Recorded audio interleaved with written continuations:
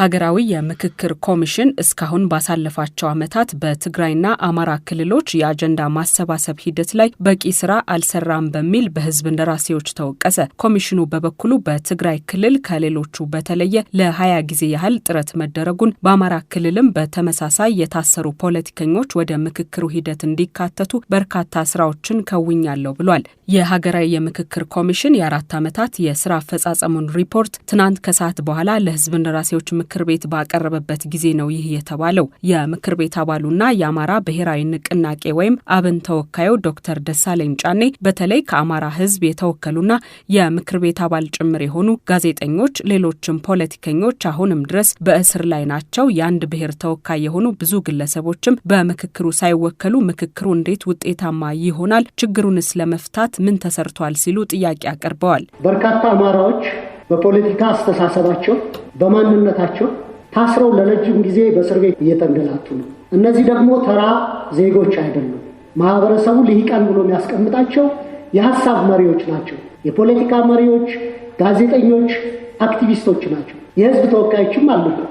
እነዚህ እንዲፈቱ በእናንተ በኩል ጥያቄ አቀርባችሁ አስፈጻሚው አካል ምንም ያደረገው ነገር የለም። ይህንን ግን አሰርቲቭ ሆናችሁ በእናንተ በኩል ለሚዲያዎችም ለኢትዮጵያ ህዝብም ስታሳውቁ ላይ መንግስትም ይህን እንዲያደርግ ጠይቀን ለምክክር ሂደቱ እንዲያግዘን ይህን ጥያቄ አቅርበን በመንግስት በኩል ትብብር አላገኘንም ብላችሁ ስትገልጹ አልሰማም። ከገለጻችሁትም በለሆሳስ ነው የምትገልጹት። አሁን ባይዘወይ ሌሎች ህዝቦች ልሂቃን ታሳሪዎች የላቸውም። ክቡር ኮሚሽነር ለመረጃ ወጣ በሰፊው ታስሮ ያለ ልሂቃኖቹ ከአማራ ህዝብ ያሉ ተወካዮች ናቸው። ስለዚህ ነገ ልሂቃኖቼ ታስረውብኛል አልተወከልኩም ቢል ይህ ህዝብ በቂ ምክንያት አለው ብዬ መከራከር እችላለሁ። ስለዚህ ይህ ጉዳይ መፍትሄ ቢሰጠው አሁን ለዚህ ጥያቄ በምክር ቤቱ ተገኝተው ምላሽ የሰጡት የኢትዮጵያ ሀገራዊ ምክክር ኮሚሽን ምክትል ዋና ኮሚሽነሯ ሂሩት ገብረስላሴ ተከታዩን ብለዋል። አማሮች ታስረዋል።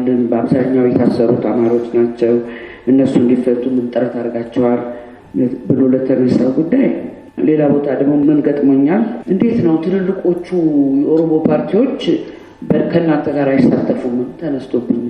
የኛ ጥረት በዚህ በዘር ሳይሆን በአጠቃላይ የሰው ልጆች መብት ተከብሮ ያለ አግባብ መታሰር እንደሌለባቸው መታሰር እንደሌለባቸው ግፊት እናደርጋለን። አማሮችም ሆኑ ሌላም ዘሮች ግን ገፋ አድርገው መንግስት ምንም እርምጃ ካልወሰደላችሁ ይሄንን ለምንድን ያላገለጣችሁት ለተባለው ጥያቄ እኛ አክቲቪስቶች አይደለም፣ ጥረት ነው የምናደርገው ያ ነገር እንዲሳካ እና በአጠቃላይ ግን እኮ በጣም ፐርፌክት የሆነ ሁኔታ ቢኖር ኖሮ እኮ ሀገራዊ ምክክር አያስፈልግም።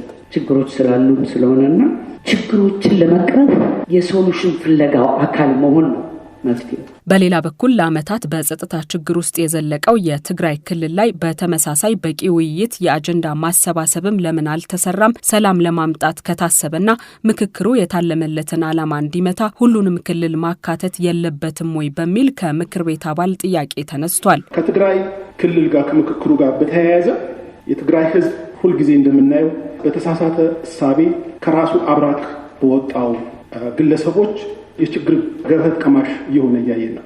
አሁንም በብሔራዊ ግንባታ ላይ በኔሽን ቢልዲንግ ላይ የትግራይ ህዝብ እንዳይሳተፍ የራሱ ሰዎች ሰንቀው የያዙበት ሁኔታ ስላለ የጊዜያዊ አስተዳደሩ በፌዴራል መንግስት የተፈራረማቸው ስምምነቶች አሉ። እውቅና ያለው መንግስት ነው። ምንድነው ይሄን ያክል ምክክሩ እንዳይደረግ ተጽዕኖ እየፈጠረ ያለው? ለዚህም ጥያቄ ምላሽ የሰጡት የሀገራዊ ምክክር ኮሚሽን ምክትል ዋና ኮሚሽነሯ የትግራይ የአጀንዳ ማሰባሰብ ሂደት ከሌሎች ክልሎች በተለየ ረጅም ጊዜ ወስደን የሰራንበት ነው። በዚህ ልንወቀስ አይገባም። በቅርቡም የክልሉን አጀንዳና ተወካዮች ለማስመረጥ ተዘጋጅተናል ብለዋል። የትግራይ ጉዳይ ረጅም ጊዜ ወሰደብን እሱ ነው። በሌሎች ክልሎች በአማካይ ማክሲመም 3 ኢንጌጅመንት የምናደርገው ትግራይ 20 ኢንጌጅመንት አድርገናል። ትግራይ ውስጥ ኢንጌጅ እያደረግን ሀሳብ እየተለዋወጠን የቆየ ነው። ትግራይ ውስጥ ምንም ስራ አልተሰራም ለማለት አይቻልም። ከሌላው ክልል የበለጠ ብዙ ለፍተናል እና እንደሚባለው እንግዲህ እንደ ምርጫ ሁሉ ሀገራዊ ምክክር ውስጥ ሰው የሚሳተፈው በፈቃደኝነት ነው። አስገዳጅ ነገር የለም እና ፈቃደኞችን ይዘን በትግራይ በኩል ልንሰበስብ የሚገባውን አጀንዳና ተወካዮች በቅርቡ እናስመርጣለን ለማለት ፈልጌ ነው። የተሰራው ስራ እንድትረዱት ያክል ነው የኢንጌጅመንቱ ቁጥር ለመናገር የፈለኩት። የሀገራዊ ምክክር ኮሚሽኑ የተጨመረለትን የ1 ዓመት ጊዜ የካቲት 14 2018 ዓመተ ምህረት የሚያጠናቅቅ በመሆኑ ቀሪ ስራዎቹን ለመከወን ከየካቲት 15 ጀምሮ የሚቆጠር የ8 ወራት ተጨማሪ ጊዜ እንዲሰጠው ምክር ቤቱ በሙሉ ድምጽ አጽድቋል።